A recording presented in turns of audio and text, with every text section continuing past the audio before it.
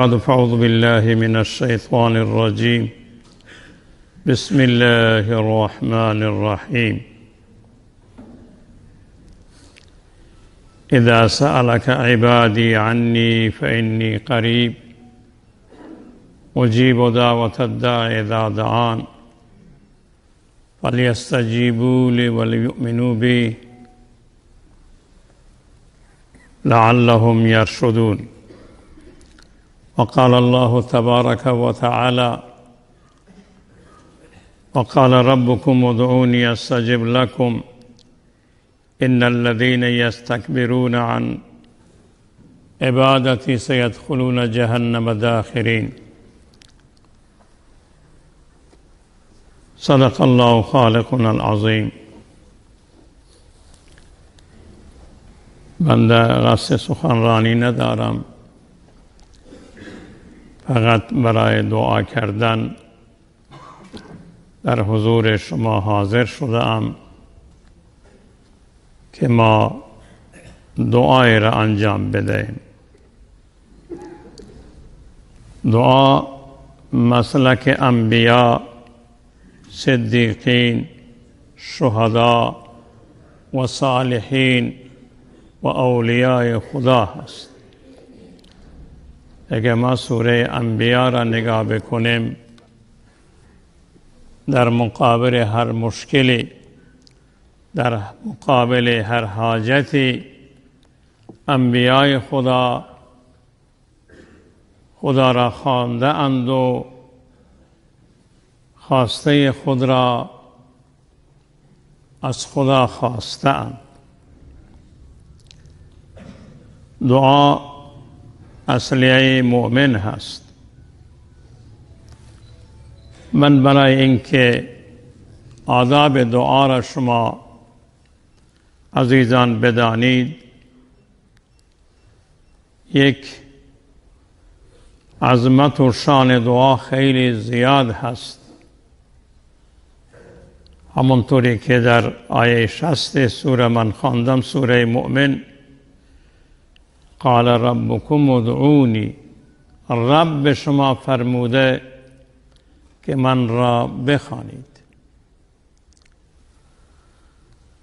شما من را بخوانید، استجب لکم، من دعای شما را اجابت می کنم. دعای مؤمن سخت و سوز ندارد.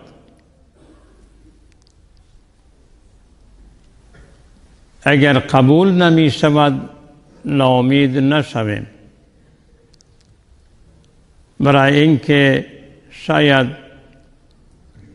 وقت اجابت اون دعای ما نیست. در آینده دعا اجابت شده، نتیجهش را در آینده ببینیم. و اولین شرط دعا این است که ما با اخلاص، با نیت درست و صحیح این عقیده ما باشد که رب خود را که خواندیم بگویم ای رب، ما به غیر از تو دیگه پناهگاهی نداریم و به غیر از شما دیگه کس دعای ما را اجابت نمی کند. تکبیر!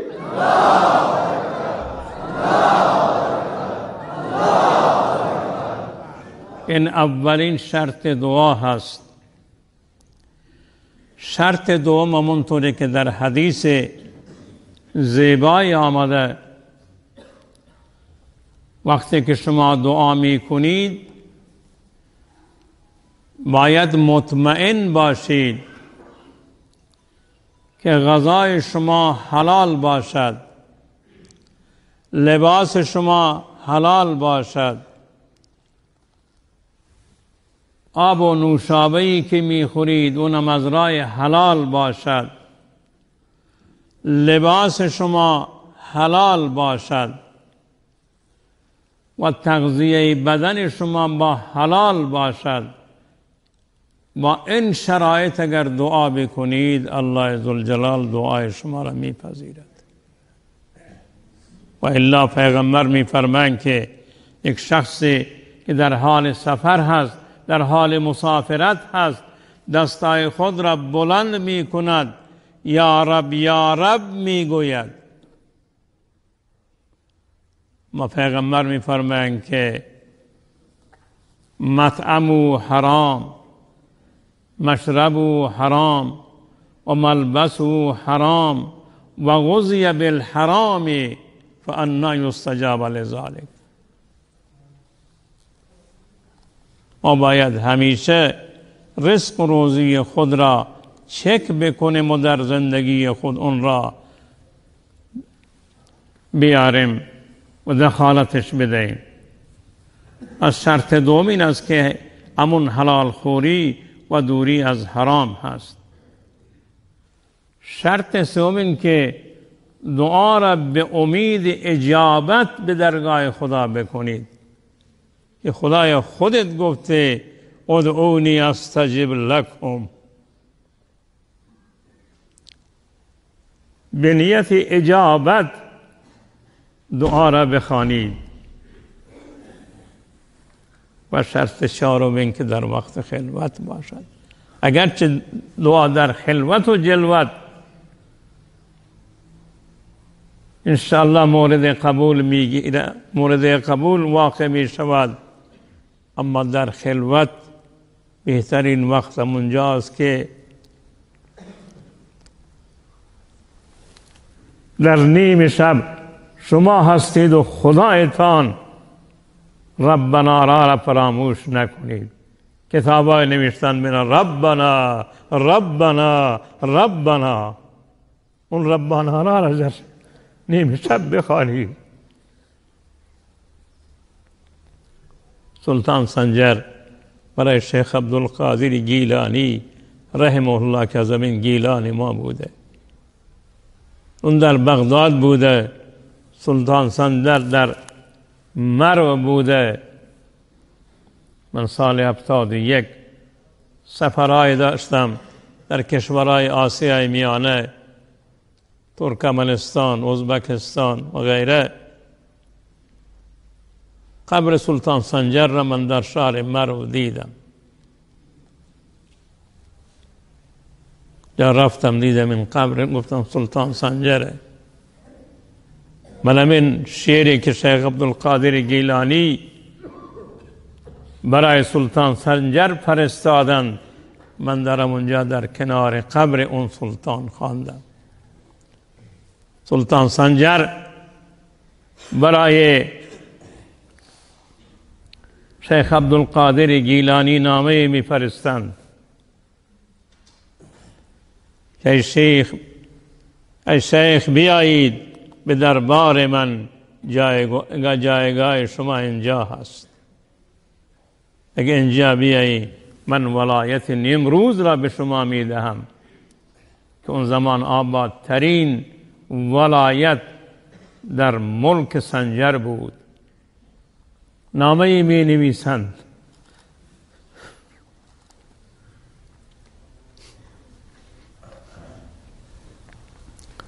اما شیخ عبدالقادر گیلانی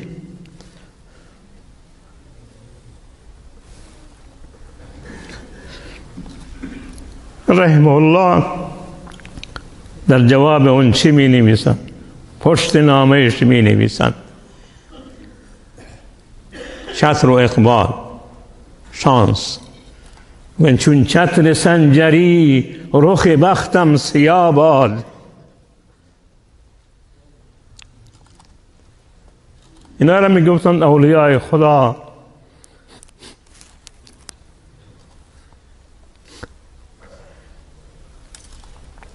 چون چتر سنجری رخ بختم سیاه باد، گر در دل دارم هوس ملک سنجری. من هوس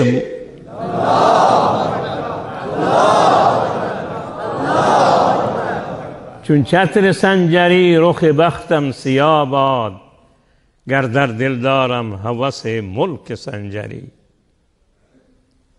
آنگاه که خبر یافتم از ملک نیم شب،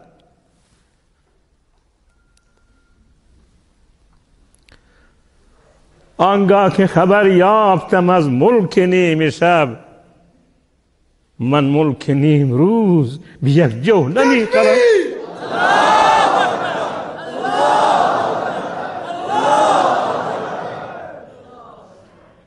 آنگاه که خبر یافتم از ملک نیم شب، من ملک نیم روز به یک جو نمیخرم. تکبیر!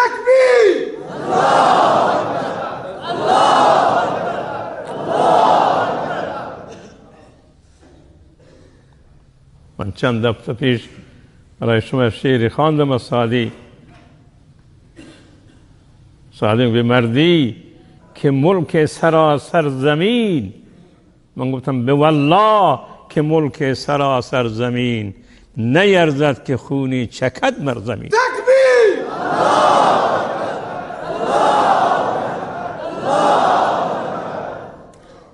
و این را برای شما بگویم، دعایی که می کنید برای هدایت انسانهایی که با شما مخالفن، برای هدایت اونا دعا بکنید، برای هدایت اونا. حضرت رسول الله 30 نفر مسلمان شدند، اما از دست 2 نفر خیلی در سطوح هستند. یکی عمر هست و یکی عمرو، عمر ابن الخطاب و عمرو ابن هشام که معروف به ابو جهل بود. پیغمبر دست به دعا می شوند، نمیگه خدای اینا را نابود کن، به خدای اسلام را به یکی از اینا عزت بدی. تکبیر!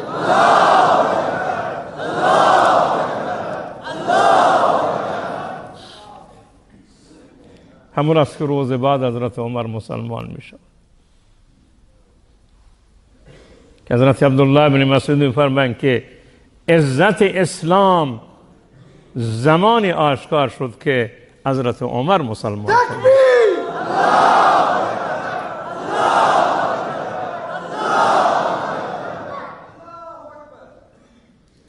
ولی عزیزان من، امروز فقط من برای دعا آمدم و از شما تقاضای دعا دارم. از همه کسانی که صدای من به اونا میرسد تقاضای دعا داریم که الله ذوالجلال مشکلات جامعه ما را، مشکلات جهان را، مشکلات جهان اسلام را، مشکلات جامعه ما را برطرف بگرداند. و من به این جملات این دعا را شروع می کنم. یا الله،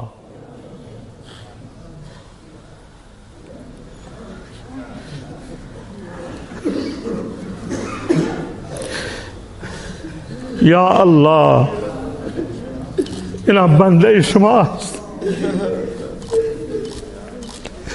یا الله، اینا بنده های شما هستند،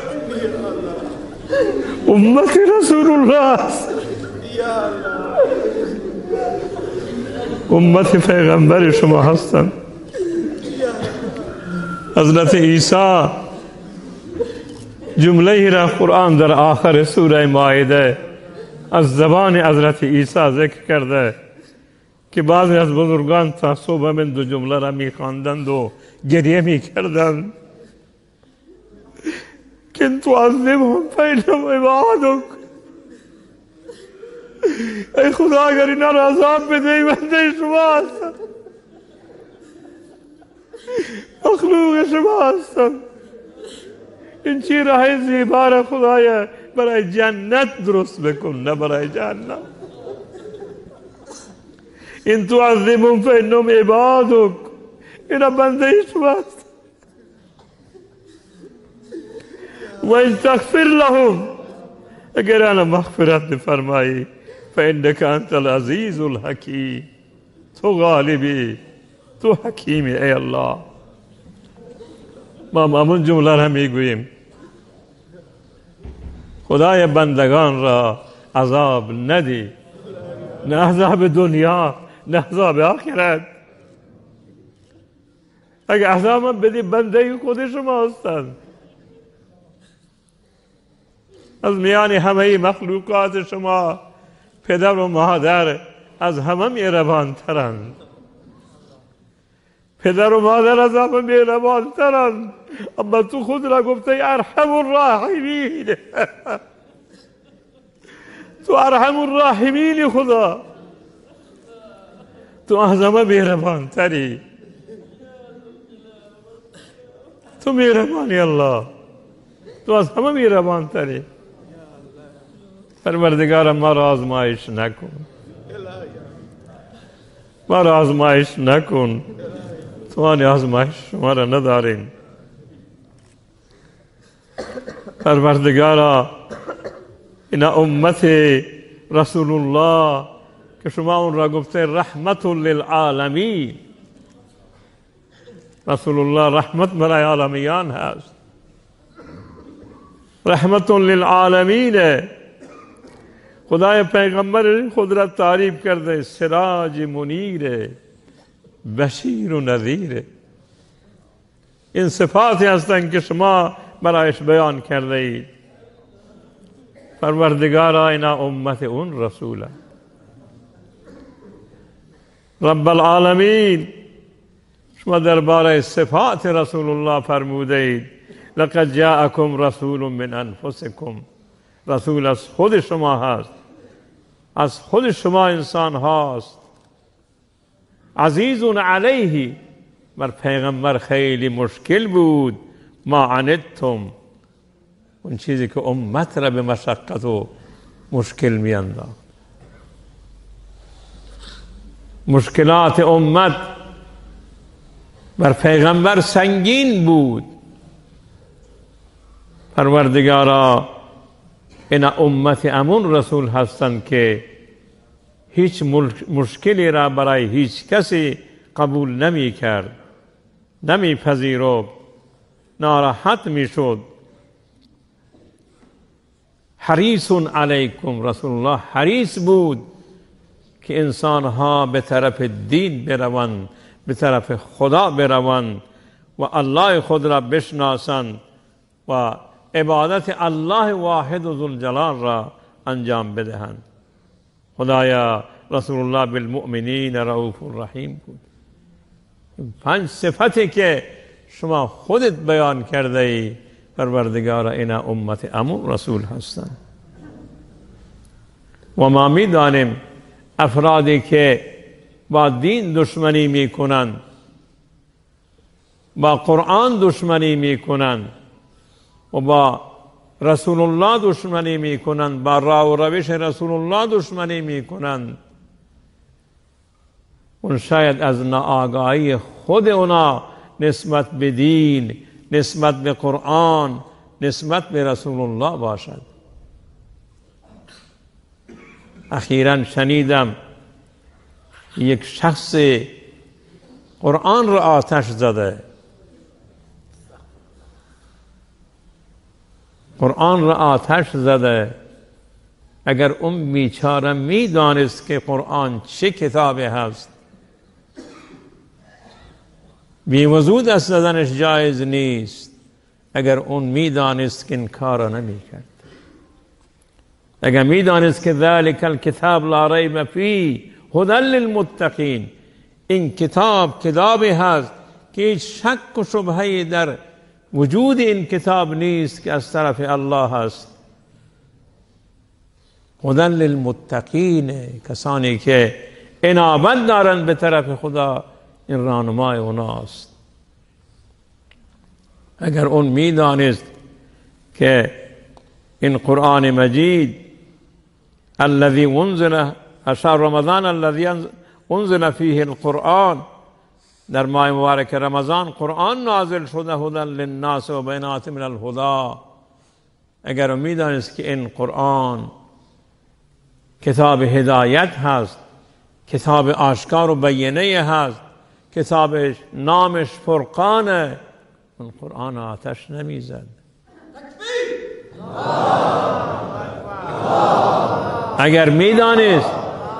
اگر میدانست که قرآن ان هذا القرآن یهدی للتی هی اقوم، بهترین راه را این قرآن نشان میدهد. قرآن را آتش نمیزد.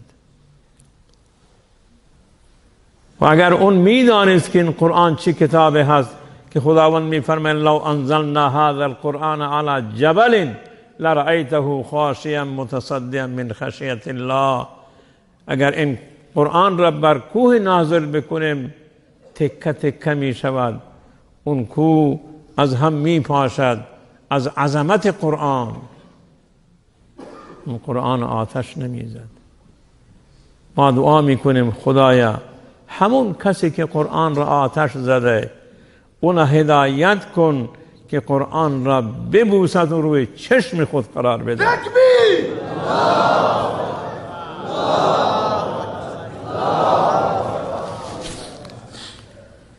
دعای ما این است: ای الله، آخر سوره بقره و آخر سوره آل عمران را که ربناها آمدند، دعا را خدا به ما یاد داده. اولین کسی که ربنا را گفت پدر و مادر ما حضرت آدم و حوا بودند. ربنا ظلمنا انفسنا وان لم تغفر لنا وترحمنا لنكونن من الخاسرین. اولین کسی که ربنا را گفت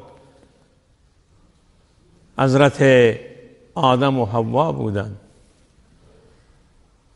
انبیاء خدا ورد زبان اونا ربنا بود. حضرت نوح میگه ربی انی مغلوب فانتصر، خدایا من مغلوبم،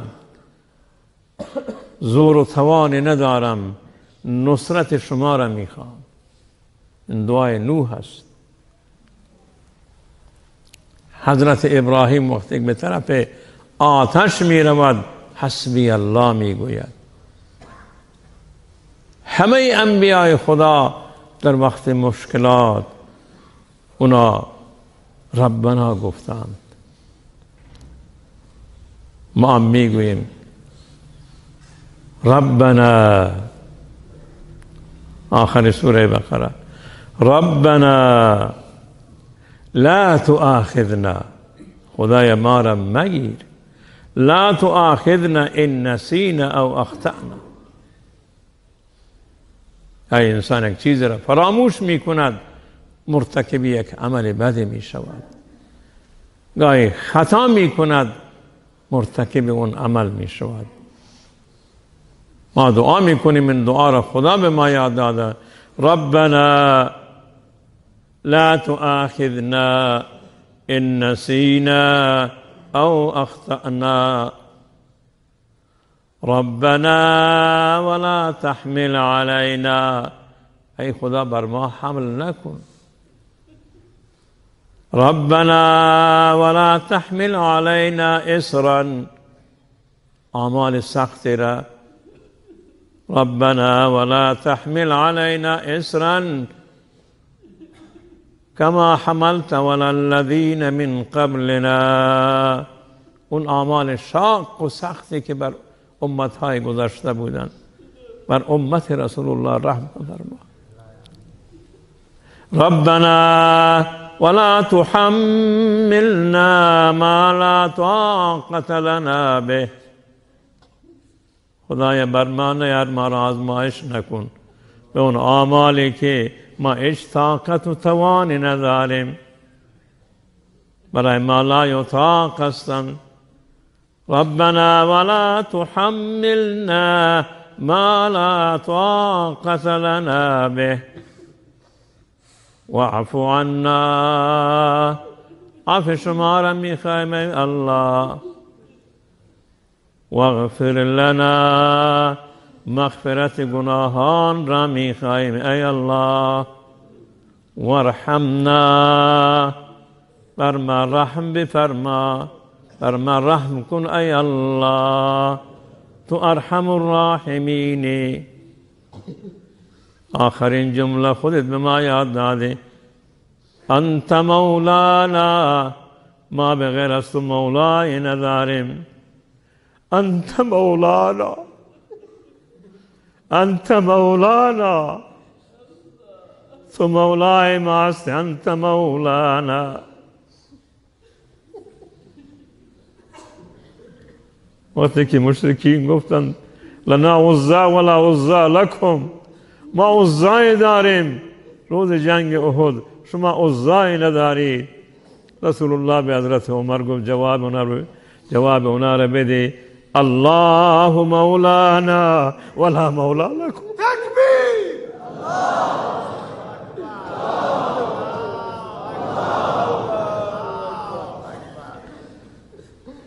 الله مولانا ولا مولا لكم.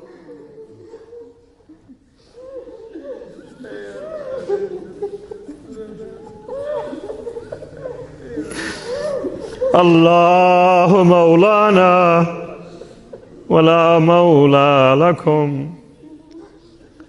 نگوتم اولا و بل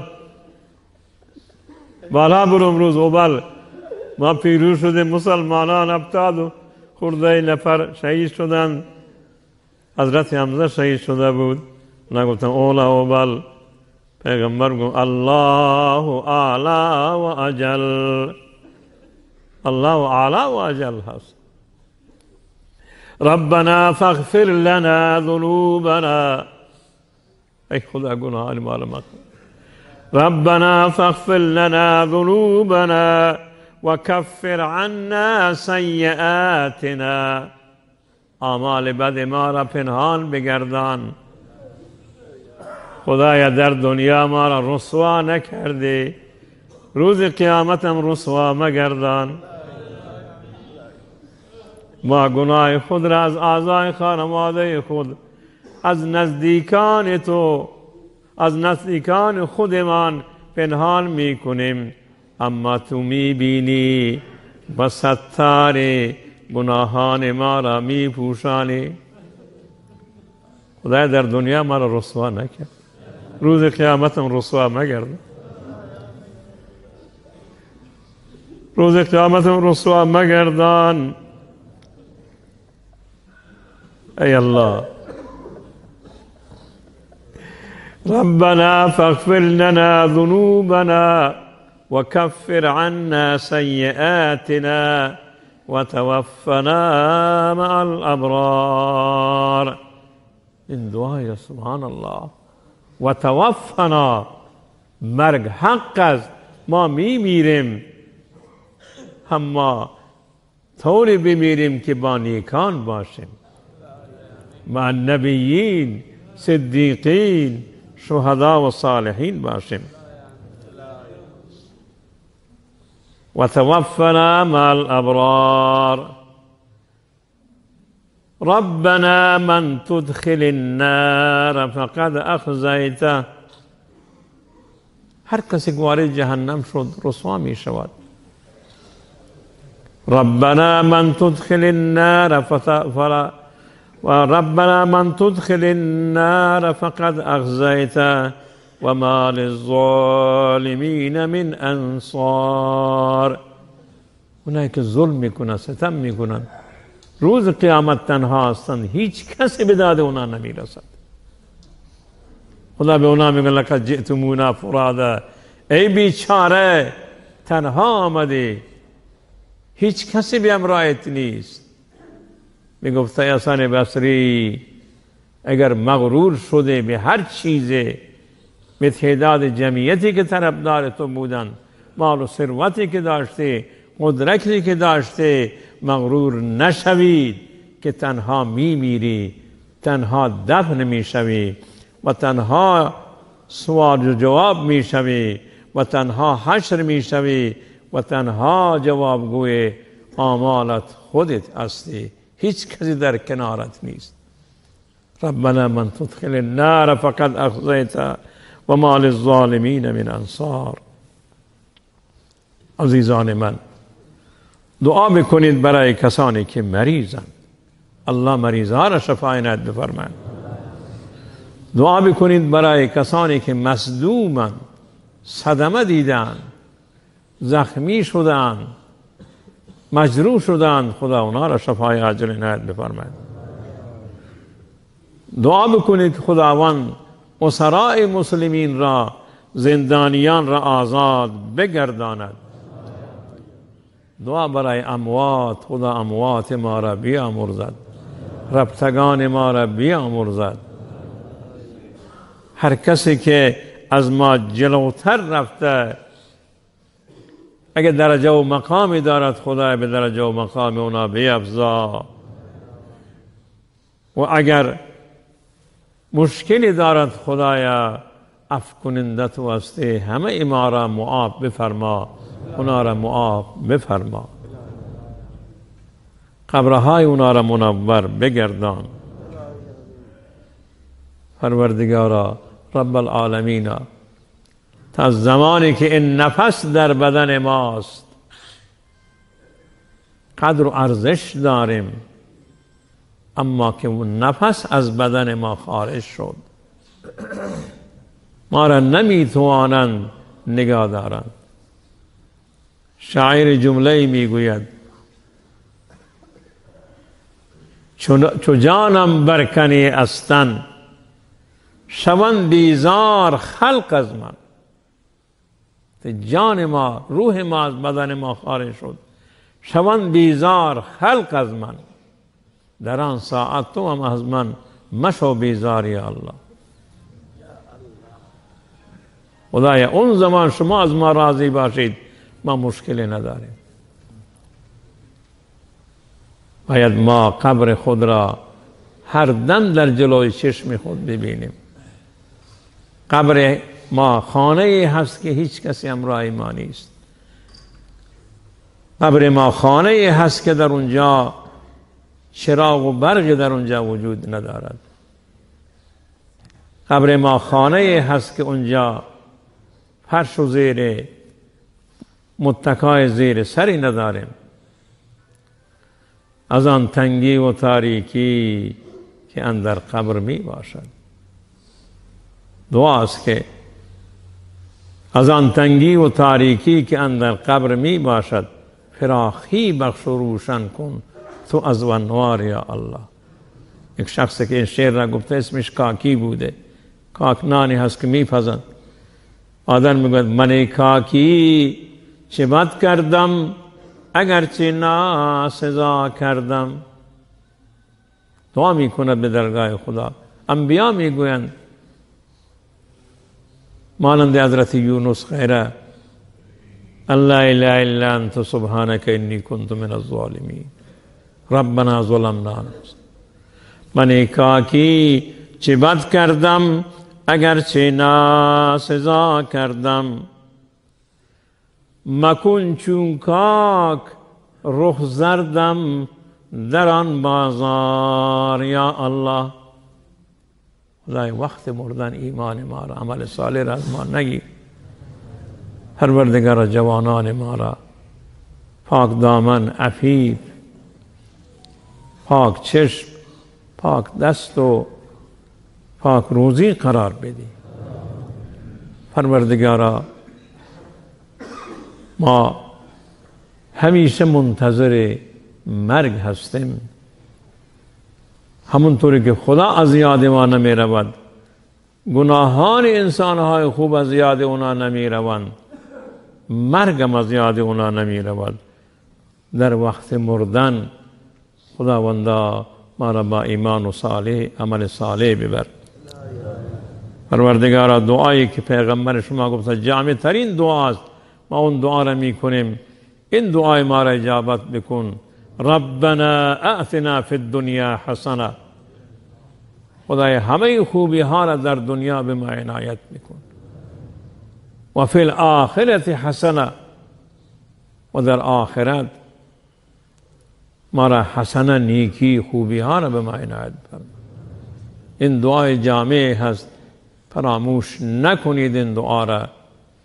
همونطوری گفتم که کتاب‌هایی که به نام ربنا نوشته شدند اونا را بگیرید و در نصف شب بخوانید و دعا بکنید. وقال ربكم ادعوني استجب لكم ان الذين يستكبرون عن عبادتي سيدخلون جهنم داخرين. اگر از دیگران چیز را طلب بکنیم شاید از ما ناراض بشوند، اما از خدا اگر طلب نکنیم خدا ناراض می شود. میخواید خدا را راضی قرار بدهید، شما از خدا هر چی نیاز دنیا و آخرت دارید طلب بکنید. خداوند همه مشکلات جهان را، جهان اسلام را و مشکلات کشور ما را دور بگرداند، مشکلات جامعه ما را دور بگرداند. خدایا این مشکلاتی که امروز ما دوچار اون هستیم که شب و روز امت مسلمه خصوصا ملت ایران گریه می کنند و اشک می ریزند، چی از طرف دولت چی از طرف مردم عزیزان خود را از دست می دهند و هر دو گروه گریه می کنند و آولانه دارند. خدایا ما را به دست یکدیگر عذاب بده.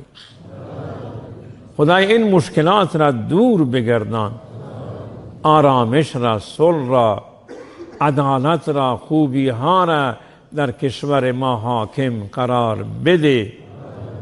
پروردگار ما را متقی و پرهیزگار قرار بده، ما را برادر و دوست یکدیگر قرار بده. خدای ما را به جانی هم دیگر نینداز، ما را دشمن یکدیگر قرار مده. پروردگار من دعا بلد نبودم، دعا را نمیدانم. اون دعایی که حضرت رسول الله در حق امتش نمودند، خداوند اون دعاها را در حق ما بپذیر. اون مشکلاتی که رسول به شما پناه بردند، خدای ما را از اون مشکلات نجات بده، دور بگردان. خدایا چنان کن سرانجام کار تو خوشنود باشی و ما رستگار. و آخر دعوانا ان الحمد لله رب العالمین.